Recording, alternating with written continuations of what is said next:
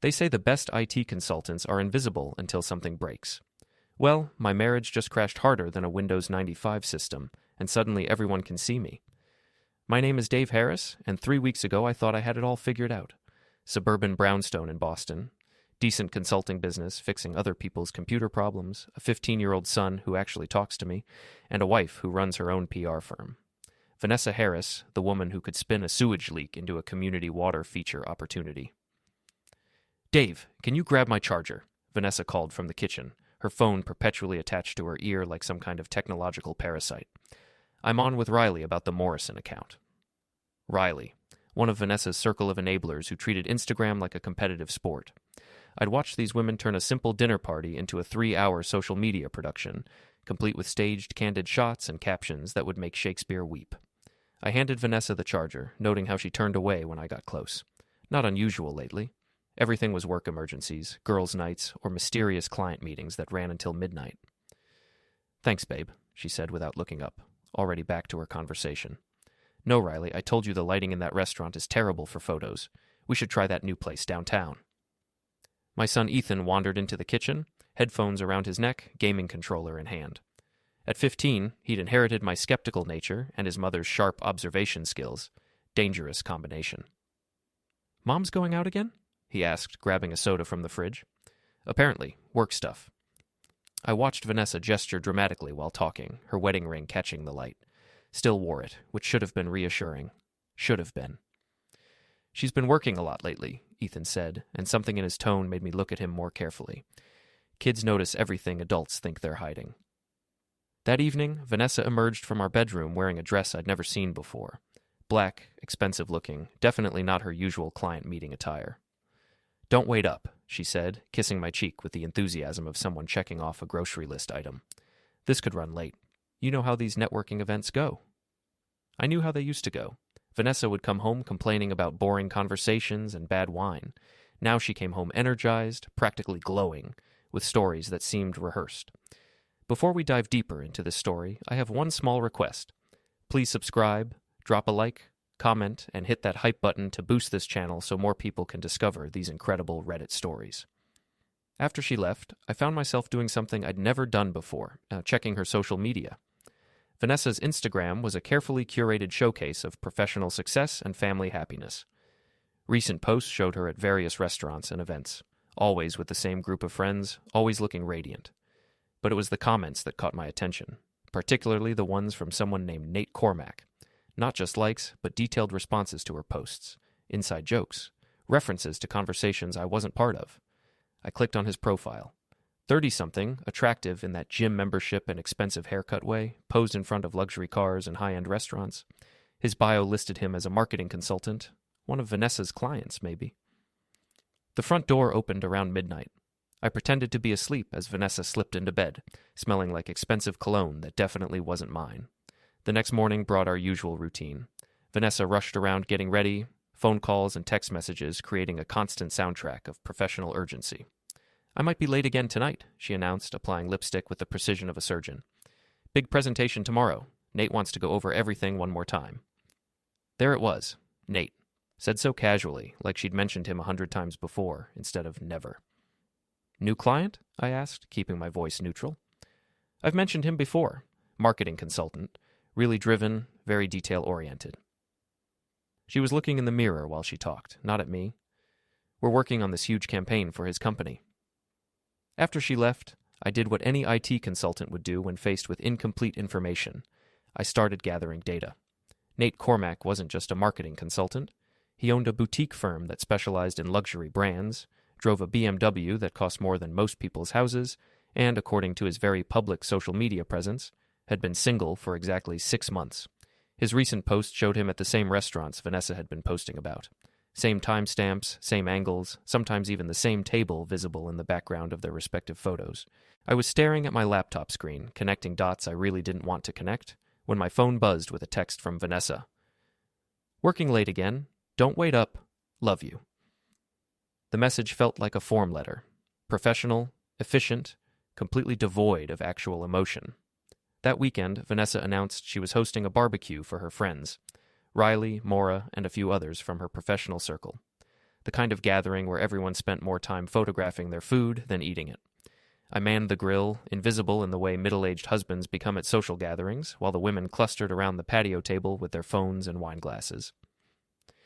"So, Vanessa," Riley said, her voice carrying that particular tone women use when they are about to discuss something scandalous. "How are things going with your new project?" The way she said project made it clear they weren't talking about work.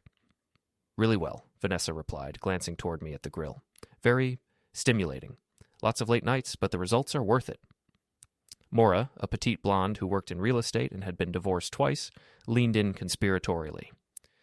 "I saw the photos from that restaurant downtown. Looks like you're really dedicated to this project." The women laughed, and I caught fragments of their conversation over the sizzling of burgers. "Incredible stamina. Never thought Vanessa would..." Dave has no idea. I flipped a burger with more force than necessary. My jaw clenched so tight I thought my teeth might crack. They were talking about my wife's affair at my barbecue, eating my food, drinking my beer, and treating me like I was too stupid to understand their barely coded conversation. Ethan appeared beside me, ostensibly to help with the food, but really to escape the estrogen-heavy atmosphere inside. "Mom's friends are weird," he said quietly. "How so?" "They keep talking about stuff, and then looking at you like they're sharing some big secret. It's obnoxious." Out of the mouths of teenagers. My son had picked up on the undercurrent of deception that I'd been trying to rationalize away for weeks. That night, after the guests left and the dishes were cleaned, Vanessa seemed more relaxed than she'd been in months. "Great party," she said, scrolling through the photos her friends had already posted. "Everyone had such a good time." "Yeah," I said. "Seemed like you all had a lot to talk about." She looked up from her phone, and for a moment I thought I saw something flicker across her face. Guilt? Fear? But it was gone so quickly I might have imagined it. "Just work stuff. You know how it is." I knew exactly how it was, and I was starting to realize that my invisible IT consultant existence was about to become very, very visible. The next Monday, Vanessa left for work earlier than usual, claiming she had a breakfast meeting with a potential client.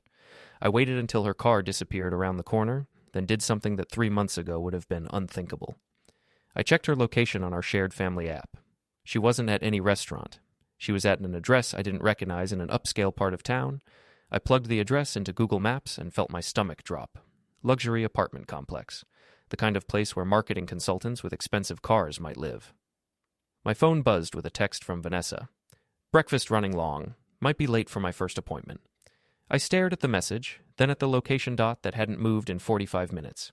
My wife was lying to me with the casual efficiency of someone who'd had plenty of practice. That's when I decided to stop being invisible. The thing about being married to a PR executive is that you learn how easily reality can be manipulated. Vanessa could take a minor inconvenience and spin it into a triumph of human resilience. She once turned a client's restaurant food poisoning incident into a story about their commitment to quality control and customer safety. So when she posted the hospital selfie, I almost admired the craftsmanship.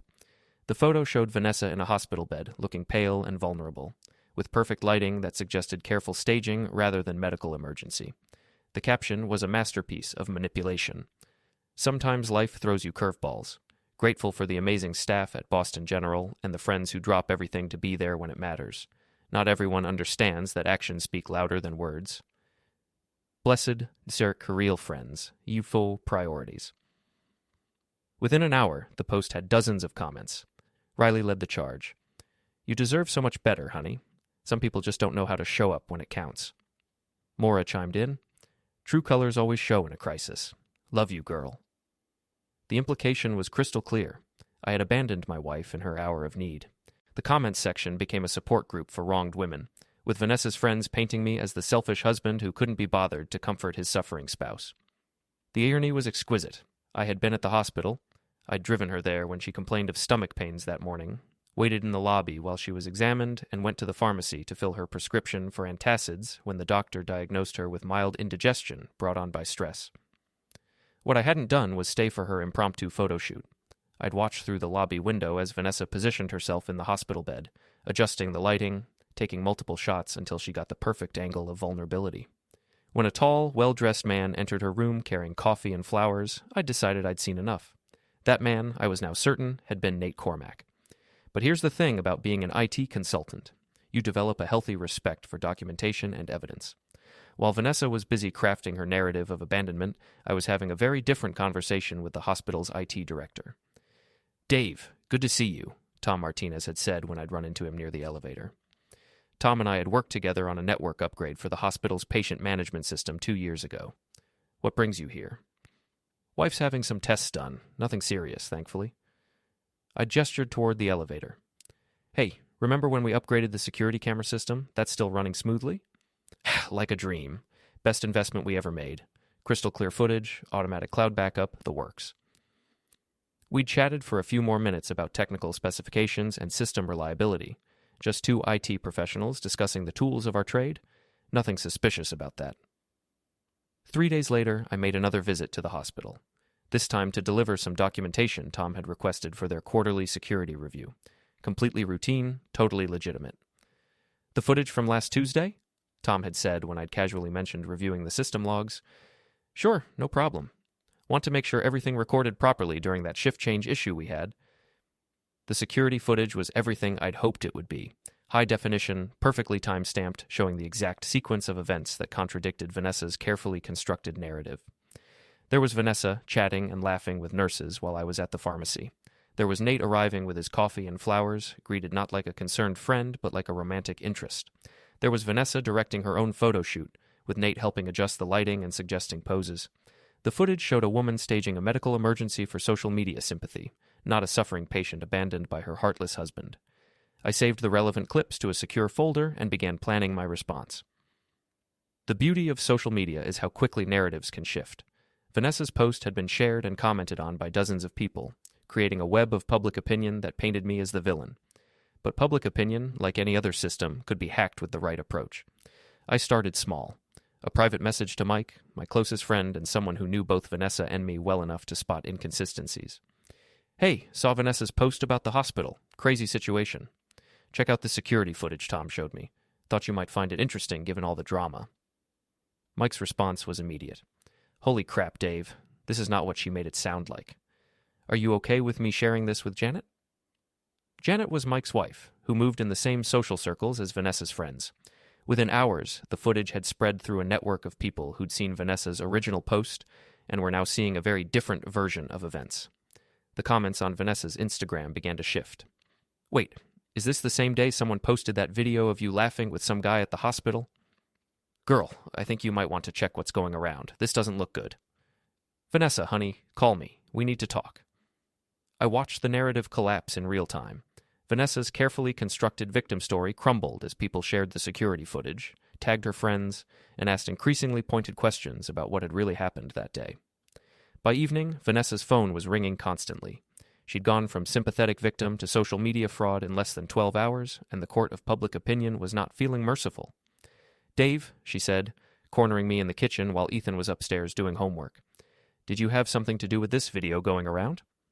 I looked up from my laptop with the innocent expression I'd perfected over years of troubleshooting user errors that were definitely not user errors. "What video?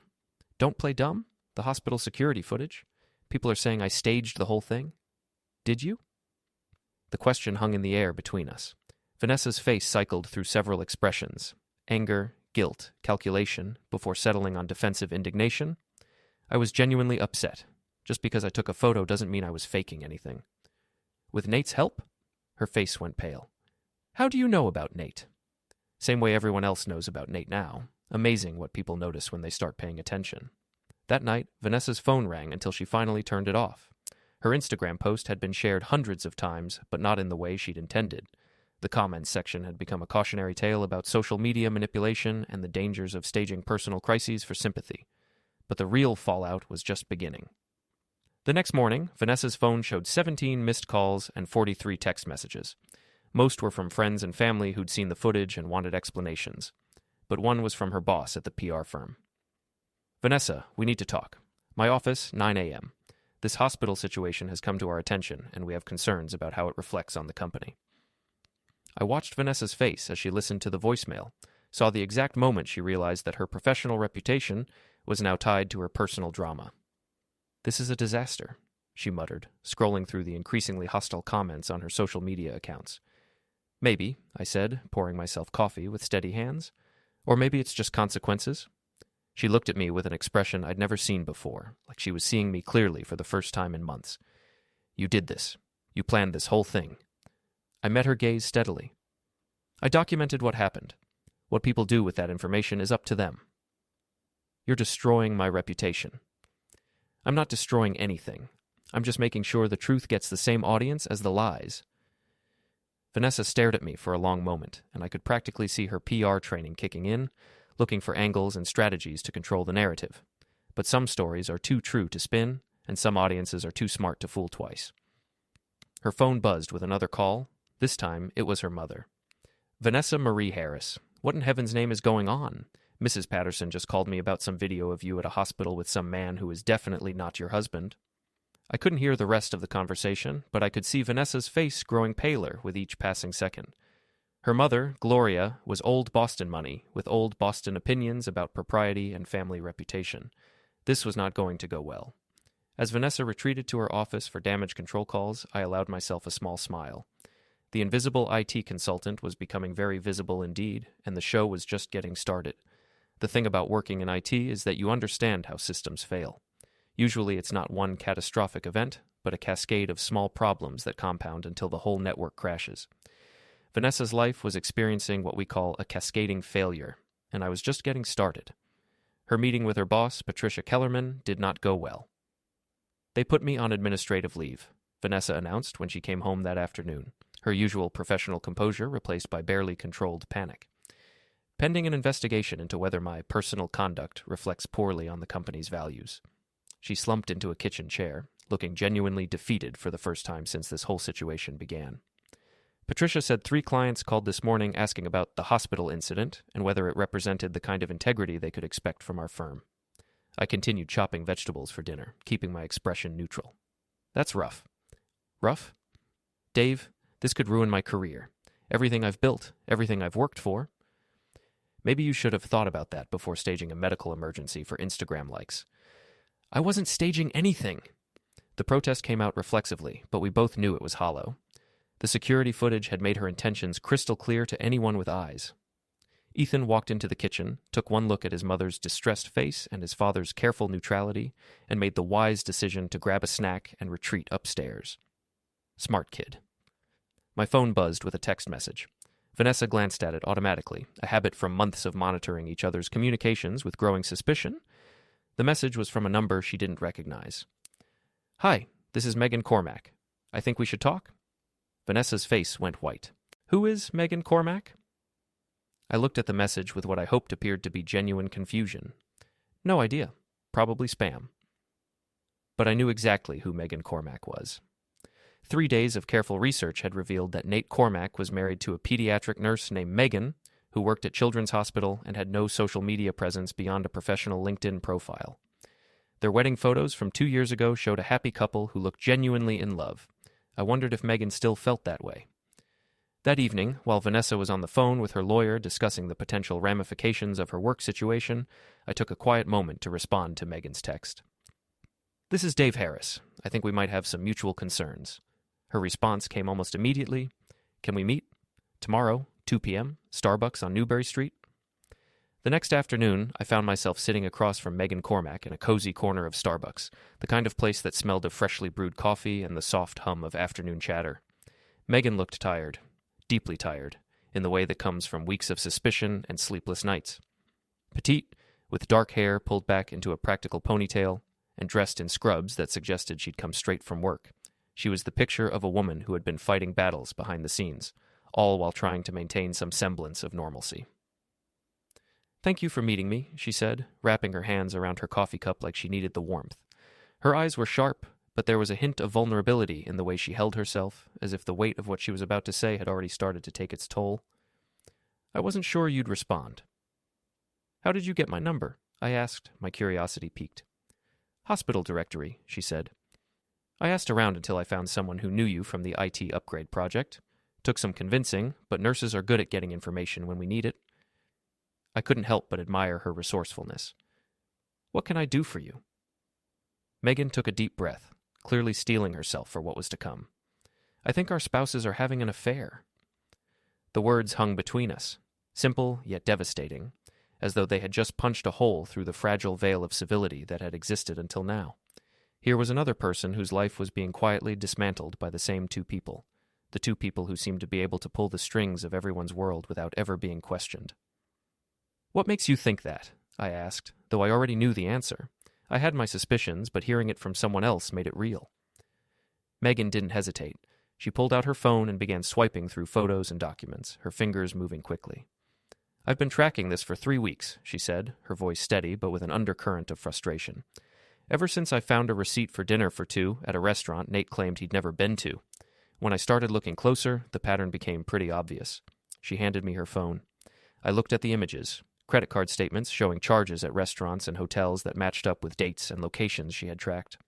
There were phone records with lengthy calls to Vanessa's number and photos from Nate's social media that, when cross-referenced with Vanessa's, had matching timestamps and locations. "Have you confronted him?" I asked, knowing full well the answer, but needing to hear it from her. "I tried," she replied, her voice flat.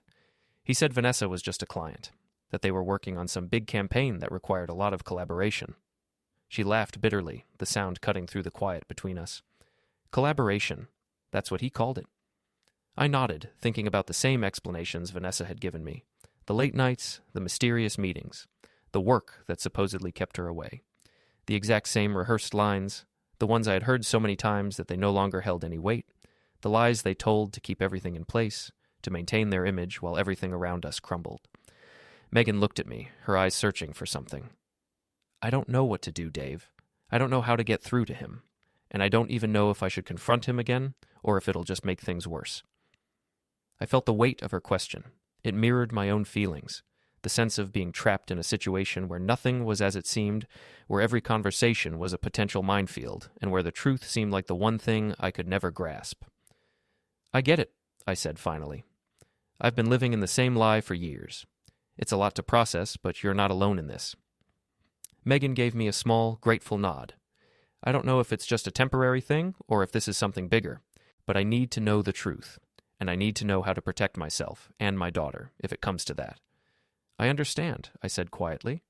"I've been doing the same thing, getting the evidence, following the trail. If we're going to take this on, we need to make sure we've got everything we need to move forward." The conversation shifted from the raw, painful truth of betrayal to the practical steps, gathering evidence, tracking finances, covering our bases.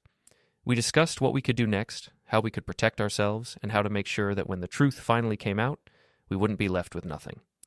We parted ways after the meeting, both of us weighed down by what we had shared, but also oddly empowered by the knowledge that we weren't alone anymore. Our lives had been turned upside down by the same two people, and now we were both determined to take back control of our futures. As I walked back to my car, I thought about everything Megan had said, everything I had uncovered. Tomorrow was going to be a turning point. It was no longer about catching the cheaters in the act. It was about taking back the narrative and making sure the truth finally came to light. "I saw the hospital video," Megan continued. "That's when I realized how serious this was. Nate told me he was visiting a sick client out of professional courtesy, but that video, that's not professional courtesy." "No," I agreed. "It's not." We sat in silence for a moment, two people whose lives had been upended by the same betrayal. "I want to make them pay," Megan said quietly. "Not just end it, but make them face consequences for what they've done. Is that wrong?" "Depends on what you have in mind." She leaned forward conspiratorially. "I'm a nurse. I know how to plan things carefully, how to pay attention to details, how to document everything, and I'm guessing that as an IT consultant, you have some useful skills too." I found myself smiling for the first time in weeks. "You could say that." We spent the next hour comparing notes, sharing evidence, and planning what Megan called Operation Reality Check. She had access to Nate's financial records, his schedule, his professional commitments. I had technical skills and a growing network of people who'd seen Vanessa's hospital performance and were no longer inclined to give her the benefit of the doubt. "There's a charity gala next Friday," Megan said, checking her calendar. "Nate's company is sponsoring a table. He's been planning to take Vanessa as his business associate." Vanessa mentioned something about a networking event, said it was important for her career rehabilitation. Perfect. Public venue, lots of witnesses, social media coverage. Megan's smile was sharp enough to cut glass. Time to give them the kind of publicity they really deserve. That evening, I came home to find Vanessa in crisis mode. She was pacing the living room, phone pressed to her ear, having what sounded like an increasingly desperate conversation with her mother. "No, Mother, I can't just make this go away. It's not that simple. Yes, I understand how this looks. No, I don't think moving to Florida is the answer." She ended the call and turned to me with an expression that mixed desperation with calculation. Her eyes darted between frustration and strategy, trying to find a way to salvage what was left of her carefully constructed world. "My mother wants me to come stay with her for a while. Let things cool down here in Boston." Vanessa sat heavily on the couch, her shoulders slumped, as if the weight of her own actions was finally catching up with her. "She's worried about the family reputation." "Might not be a bad idea," I said neutrally, keeping my voice even. "I can't leave now. I have the charity gala on Friday, and Patricia said if I can demonstrate that this whole thing was just a misunderstanding, she might consider lifting the suspension." "How do you plan to do that?" I asked, raising an eyebrow. The wheels in my head were already turning, but I had to play this cool. "Nate thinks if we appear together at a professional event, show that our relationship is purely business, it might help rehabilitate both our reputations." I nodded thoughtfully. "Sounds like a solid plan." Vanessa looked surprised by my supportive response. "Really? You think it's a good idea?" "Absolutely. Nothing like a public appearance to set the record straight." What I didn't say out loud was that Megan and I had spent considerable time that afternoon planning exactly how that public appearance was going to go. Vanessa was right that the gala would be an opportunity to set the record straight, but she wasn't going to like what the truth looked like. The Boston Harbor Hotel ballroom was exactly the kind of venue where reputations were made and destroyed over cocktails and small talk. Crystal chandeliers, panoramic harbor views, and 300 of the city's most influential people dressed in their finest attire. The perfect setting for what Megan had started calling the unveiling. I stood across the room, watching Vanessa and Nate make their grand entrance. She had chosen a stunning red dress, bold, elegant, and perfectly photogenic under the ballroom lights. Her smile was a carefully calibrated work of art, so flawless it might as well have been measured with precision instruments. This was Vanessa in full PR mode, the professional mask securely in place. Nate, by her side, was equally polished. In his custom tuxedo, he played the role of the successful businessman with practiced ease, exuding the charm of someone used to being admired. Together, they moved through the crowd like a power couple, greeting the right people, exchanging business cards, and posing for the society photographer who was busy documenting the evening for Boston's lifestyle magazines. What they didn't notice was Megan, standing just a few feet away, working the room with quiet efficiency. She was dressed elegantly in a navy blue dress, her demeanor calm and controlled. Megan had done her homework. She'd spent weeks planning this moment, ensuring that the truth would be exposed in the most public of ways. I wasn't interested in revenge, not in the way Vanessa might have thought. This wasn't about petty payback. This was about exposing the truth, no matter how uncomfortable it might make her, no matter how carefully she had orchestrated her false narrative. The evening would reveal everything, all the lies, all the manipulations. It was time to let the world see what was really happening. "Dave Harris?" A woman's voice broke through my thoughts, and I turned to find a professional-looking woman extending her hand toward me. "I'm Jennifer Walsh from the Globe Society page. I understand you're Vanessa Harris's husband?"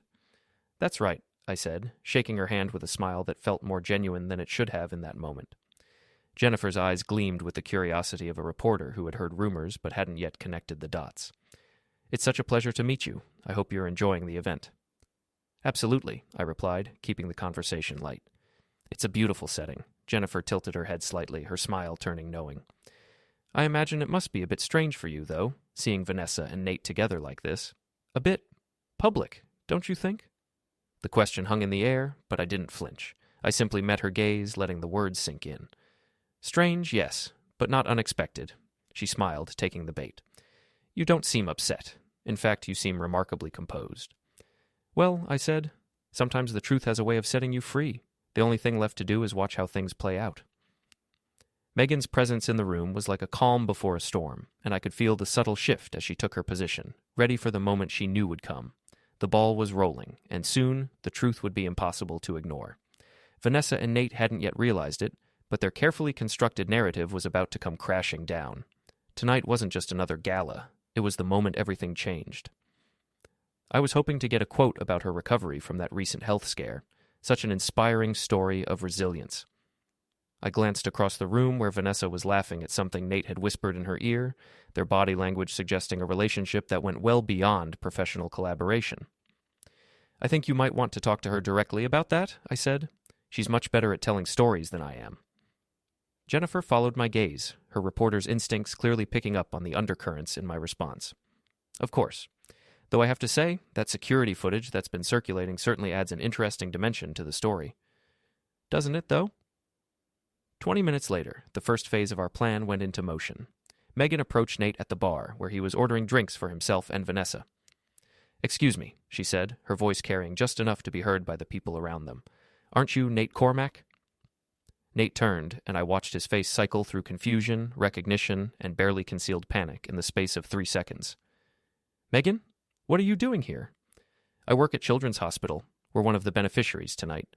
She smiled sweetly, but her voice was loud enough to draw attention from nearby guests. "I was so surprised to see you here with a date, especially since you told me you were working late tonight."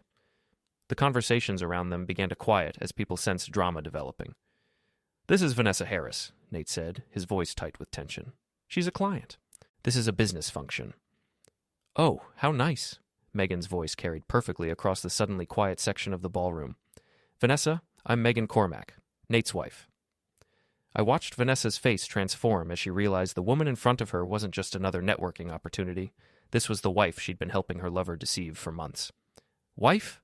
Vanessa's voice came out as barely more than a whisper. 2 years next month, Megan confirmed cheerfully. "Though lately Nate's been so busy with work, I hardly see him. All those late-night client meetings and weekend business dinners. You must be a very demanding client." The crowd around them had grown larger, drawn by the unmistakable scent of social catastrophe. Phone cameras were starting to appear, society guests recognizing that they were witnessing something that would be talked about for months. "Megan, please," Nate said, reaching for her arm. "This isn't the place for this conversation." "Isn't it?" Megan's voice rose slightly, carrying to every corner of the ballroom. "I think it's the perfect place. All these people should know what kind of business you really conduct." That's when Vanessa's PR training finally kicked in. She stepped forward with her professional smile, extending her hand to Megan as if they were meeting at a pleasant networking function. "Mrs. Cormack, I think there's been a misunderstanding. Your husband and I have a strictly professional relationship. We're working on a marketing campaign for—" The slap echoed across the ballroom like a gunshot. Megan had moved faster than anyone expected, her hand connecting with Vanessa's cheek with the precision of someone who'd been planning this moment for weeks. Vanessa staggered backward, her hand flying to her face, her carefully applied makeup smeared and her composure completely shattered. "Professional relationship?" Megan's voice carried to every corner of the now silent ballroom. "Is that what you call the hotel receipts? The romantic dinners? The hospital visits with flowers and coffee?" The society photographer was capturing every moment, his camera clicking rapidly as he documented what would undoubtedly become the most talked-about society event of the year. "You want to know about professional relationships?" Megan continued, her voice steady despite the tears streaming down her face. "I'm a pediatric nurse. I save children's lives for a living. What do you do? Destroy families for Instagram content?" Nate finally found his voice. "Megan, stop. You're making a scene." "I'm making a scene?" She turned on him with fury that had been building for weeks. "You've been lying to me for months, spending our money on your mistress, and I'm making a scene?"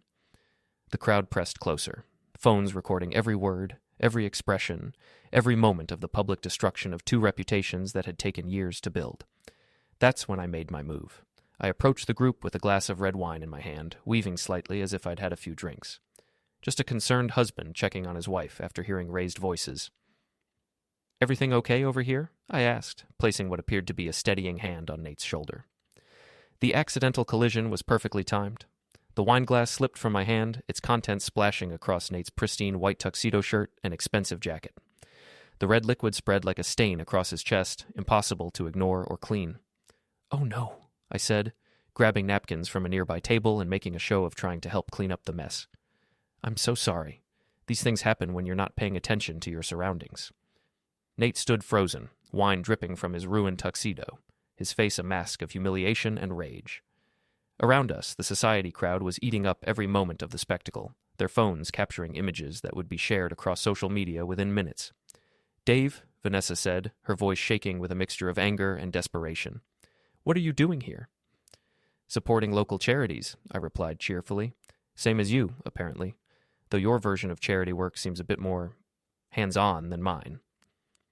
Jennifer Walsh from The Globe appeared at my elbow, her recorder held discreetly at waist level. "Mr. Harris, would you care to comment on tonight's revelations about your wife's relationship with Mr. Cormack?" I looked at Vanessa, who was still holding her hand to her reddened cheek, her perfect evening completely destroyed. Then at Nate, wine-stained and humiliated in front of 300 of the city's most influential people. "I think the situation speaks for itself," I said. "Some people's true colors show up better under bright lights." The crowd murmured approval, recognizing a perfectly delivered line when they heard one. Security was starting to move through the crowd, clearly intent on restoring order to the evening's festivities. But the damage was already done. Within hours, photos and videos from the gala would be circulating across every social media platform, turning Vanessa and Nate into the cautionary tale of the year. As I walked away from the wreckage of their public reputations, I felt a hand on my arm. Megan stood beside me, her face flushed with adrenaline and satisfaction. "That was perfect," she said quietly. "Did you see their faces?" I had indeed seen their faces. The look of two people who had just realized that their secret affair had become very public knowledge, and that the consequences were going to be far more severe than they'd ever imagined. "This is just the beginning," I told her. "The real fun starts tomorrow when they try to figure out how to explain this to their families, their employers, and their lawyers." Megan smiled, and for the first time since I'd met her, she looked genuinely happy. "I can hardly wait." The morning after the gala brought a level of chaos that even Vanessa's professional crisis management skills couldn't contain. By 7 a.m., her phone had received 43 calls, 87 text messages, and her email inbox was overflowing with reporters, friends, family members, and professional contacts all demanding explanations for what the Boston Globe Society page was calling the slap heard round Boston. I sipped my coffee and scrolled through the coverage from my kitchen table, marveling at how quickly the story had spread. The Society photographer's images were everywhere. Megan's hand connecting with Vanessa's face, Nate standing frozen in his wine-stained tuxedo, Vanessa's carefully constructed composure crumbling in real time. But it was the video footage that really captured the public's imagination. Someone had live-streamed the entire confrontation, and the clip had been shared thousands of times across social media platforms. The comments were brutal and creative in equal measure. PR expert gets schooled in public relations. When your side piece meets your spouse at the charity gala. This is why you don't stage hospital emergencies for Instagram clout. Vanessa emerged from her office looking like she'd aged 5 years overnight. Her usual polished appearance was replaced by rumpled clothes and the kind of exhaustion that comes from spending 8 hours on damage control calls. "This is a disaster," she announced, slumping into a kitchen chair. "Patricia called at 6 this morning. The firm is terminating my contract effective immediately. They're citing the morality clause in my employment agreement." "That's unfortunate," I said, not looking up from my tablet where I was reading a particularly entertaining recap of the evening's events. "Unfortunate? Dave, this is my career. Everything I've worked for is gone because of one misunderstanding." I finally looked up, meeting her eyes with the steady gaze I'd been practicing for weeks. "Which part was the misunderstanding? The affair with your client, the staged hospital emergency, or the part where you tried to blame me for abandoning you in your hour of fake need?" Vanessa's face cycled through several emotions before settling on desperate calculation. "Okay, yes, Nate and I got close. But it wasn't serious. It was just, I don't know, excitement. Something different. It didn't mean anything." Tell that to his wife. "Megan is unstable. Did you see how she acted last night? Who attacked someone at a charity function? Someone whose husband has been lying to her for months while spending their money on hotels and restaurants with his mistress." The word hung in the air between us. Mistress. Such an old-fashioned term for such a modern betrayal. My phone buzzed with a text from Megan. "Check Nate's Instagram. He's trying to control the narrative." I opened the app and found Nate's latest post, a carefully worded statement about misunderstandings and professional relationships taken out of context, and the dangers of social media speculation. The comments section was not being kind to his version of events. "Dude, we all saw the video. You got caught." "Professional relationship? Is that what they're calling it now?" "Your wife deserves better." "Vanessa," I said, showing her the post, "your boyfriend is throwing you under the bus." She grabbed my phone, reading Nate's statement with growing horror. He'd positioned himself as the innocent businessman whose professional relationship with a client had been mischaracterized by social media speculation. Vanessa was portrayed as the overly attached client who had misunderstood the nature of their business collaboration. "He's making it sound like I was stalking him," she said, her voice rising with panic. like I was some desperate client who threw myself at him. Were you? No. He pursued me.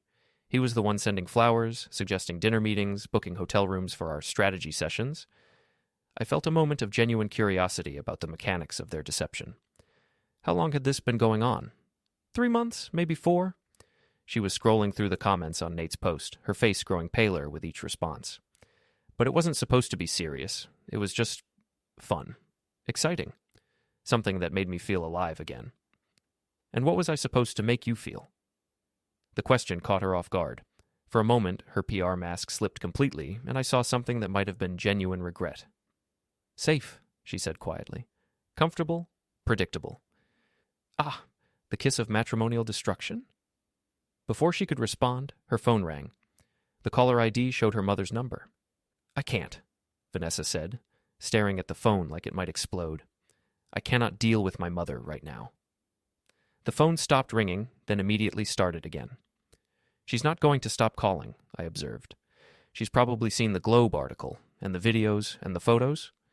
Vanessa put her head in her hands. My mother is going to disown me. Probably not, but she might cut off your trust fund. Vanessa's head snapped up. How do you know about the trust fund? 20 years of marriage. I pay attention to where money comes from.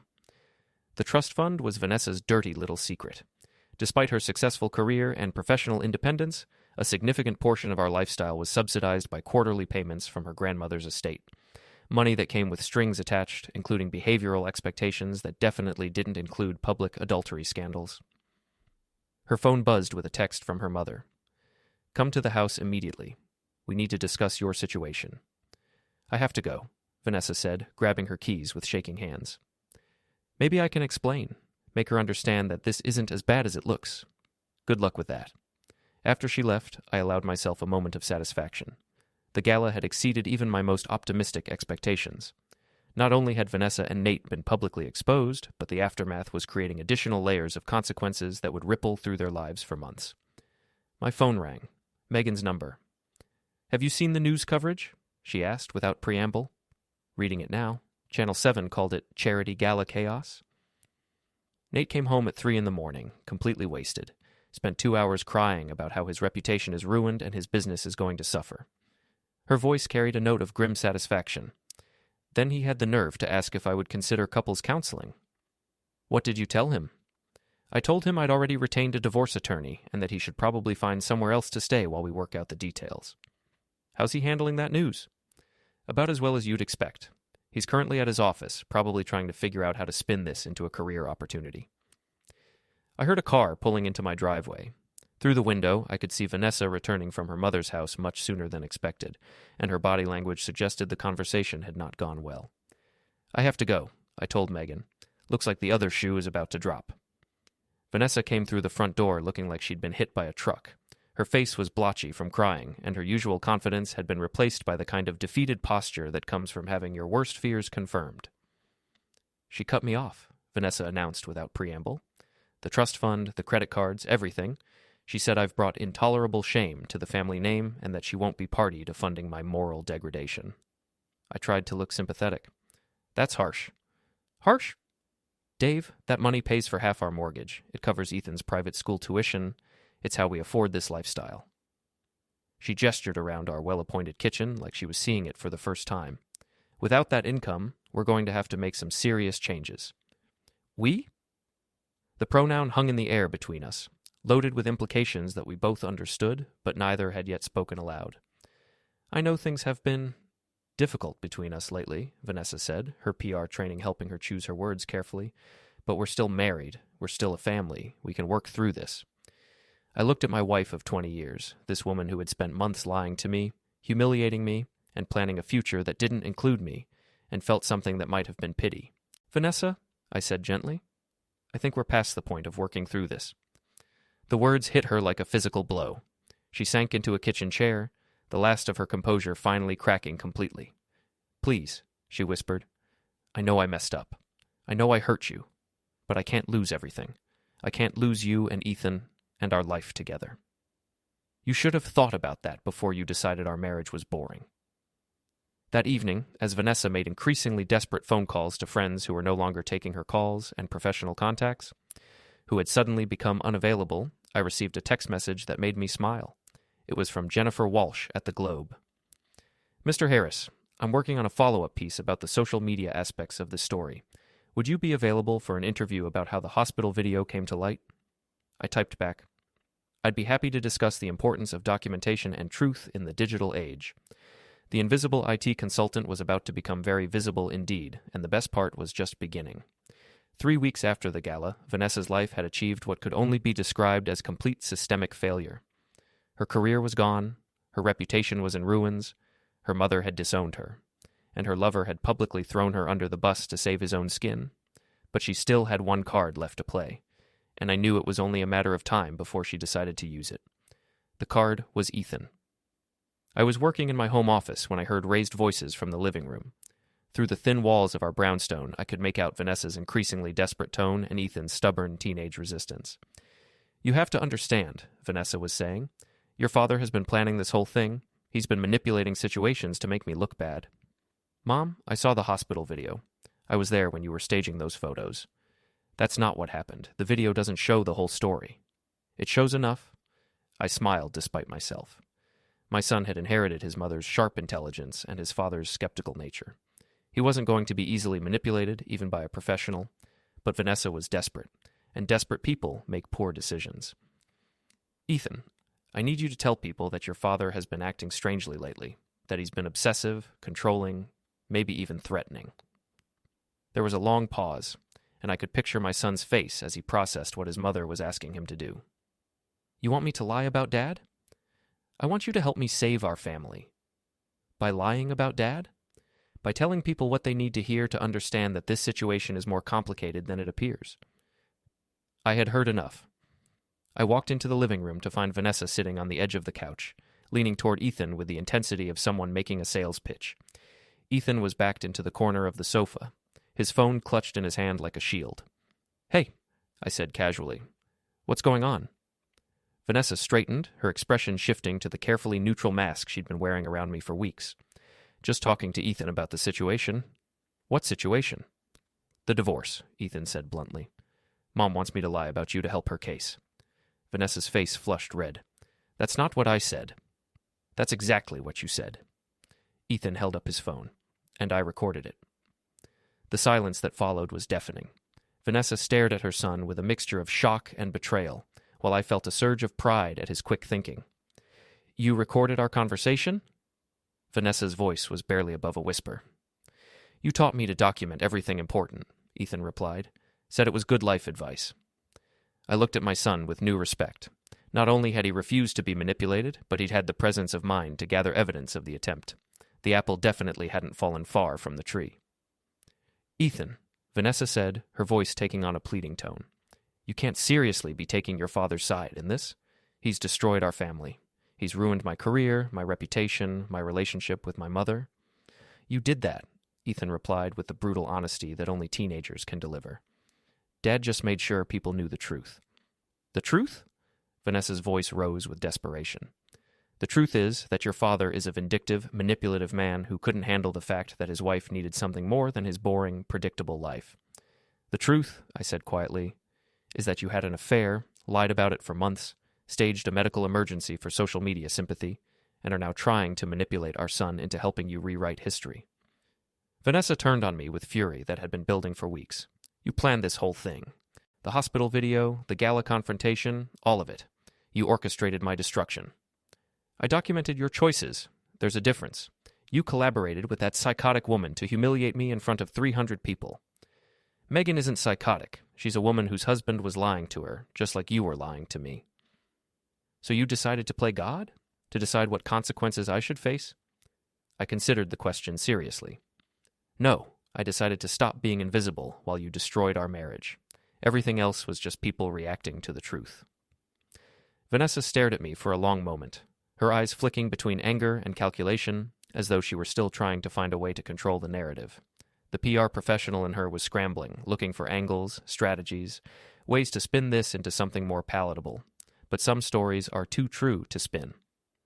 Fine, she said finally, her voice tight. You want the truth? Here's the truth. I was unhappy. I felt trapped in a marriage with a man who took me for granted, who treated me like part of the furniture, who never made me feel special or desired or alive. "So, you had an affair?" I said, my voice steady but cold. "So I found someone who made me feel like a woman again instead of just a wife and mother," she replied, her voice softening slightly as she spoke the words that had been lingering beneath the surface.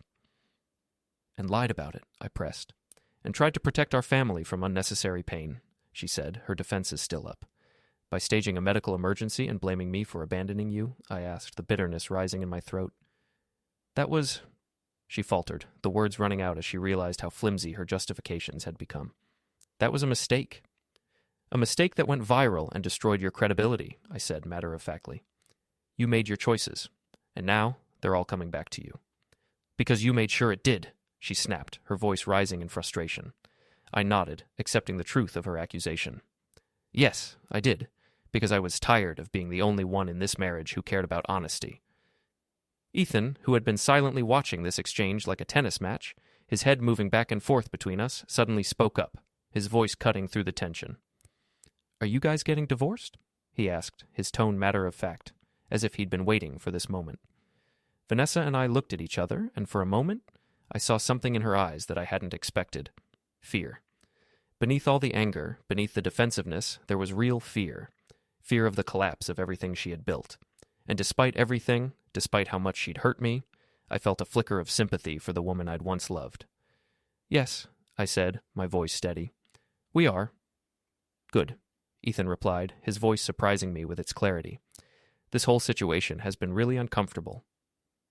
I didn't know whether to laugh or cry at the bluntness of his words, but they were honest. Ethan had been caught in the middle of something neither of us had been able to shield him from. His reaction was raw, but it was also in some ways the most honest thing in the room. That evening, after Vanessa had retreated to the guest bedroom to make more futile phone calls to friends who were no longer taking her calls, I found myself in my office, the weight of everything finally starting to settle. I sat down at my desk, reviewing the documentation I'd been gathering for weeks, things I had hoped I wouldn't need, but had prepared for anyway. Bank statements showing unusual charges, credit card receipts from restaurants and hotels, phone records with lengthy calls to Nate's number, screenshots of social media posts with timestamps that contradicted Vanessa's explanations. The hospital security footage that had started it all. Everything a divorce attorney would need to demonstrate adultery, deception, and a pattern of behavior that made reconciliation impossible. It wasn't just the affair, it was the lies, the manipulations, the complete collapse of trust. My phone buzzed, interrupting my thoughts. I looked down at the screen. It was a text from Megan. "Nate moved out today, took his clothes and his car and left everything else. Didn't even ask for the wedding photos." I typed back quickly. "How are you holding up?" "Better than I expected. It's amazing how much lighter you feel when you stop pretending everything is fine." I smiled slightly. I knew exactly what she meant. For months, I had been carrying the weight of a marriage that existed only in public appearances and social media posts. The pretense had been suffocating. Now, with that burden lifting, I felt lighter, freer, like I could finally breathe again. Another text came through, this time from my lawyer. "Reviewed all the documentation you provided. This should be a straightforward case. When do you want to file?" I looked around my home office, the place where so many of our memories had been stored. It was a symbol of a life I had built with a woman who had decided it wasn't enough for her anymore. Tomorrow, I would start the legal process of ending our marriage. Next week, Vanessa would have to find somewhere else to live. Next month, we'd begin dividing 20 years of shared assets and memories. But tonight, for the first time in months, I was going to sleep soundly.